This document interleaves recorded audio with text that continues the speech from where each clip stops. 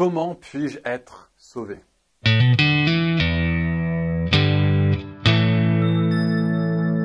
Cette question, simple mais profonde, est la plus importante de toutes.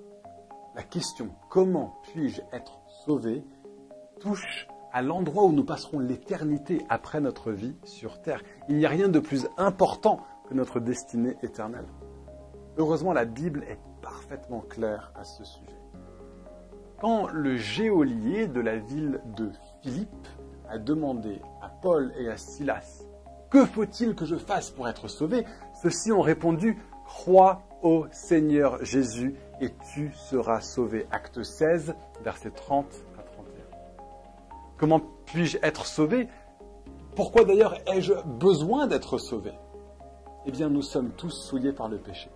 Nous sommes nés dans le péché et choisissons tous personnellement de pécher. C'est à cause du péché que nous sommes perdus. Le péché nous sépare de Dieu. Et à cause du péché, nous sommes sur la voie de la perdition éternelle. Comment puis-je être sauvé? Et d'ailleurs, sauvé de quoi? À cause de notre péché, nous méritons tous la mort. Bien que la conséquence physique du péché soit la mort physique, le péché entraîne aussi une autre mort. Ton péché est en définitive un affront à un Dieu éternel et infini. Et pour cette même raison, le juste châtiment pour notre péché est lui aussi éternel et infini.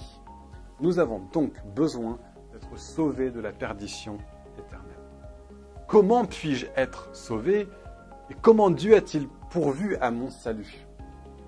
Puisque le juste châtiment du péché est infini et éternel, Dieu seul pouvait le subir car lui seul est infini et éternel. Mais Dieu, de par sa nature divine, ne pouvait pas mourir. Voilà pourquoi il s'est incarné dans la personne de Jésus-Christ. Il a pris chair, il a vécu parmi nous et il nous a donné ses enseignements. Quand les hommes ont rejeté Jésus, ainsi que son message, et qu'ils ont cherché à le faire mourir, Christ s'est livré volontairement en sacrifice pour nous, en se laissant crucifier.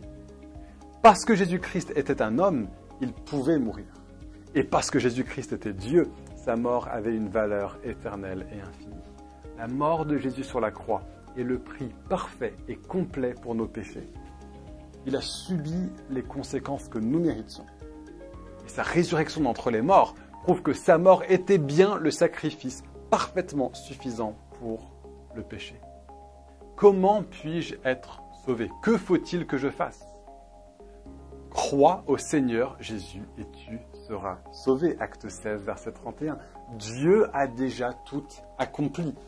Tout ce que vous avez à faire, c'est de recevoir par la foi le salut que Dieu offre. Mettez toute votre confiance en Jésus seul pour l'expiation et le pardon de vos péchés. Croyez en lui et vous ne périrez pas.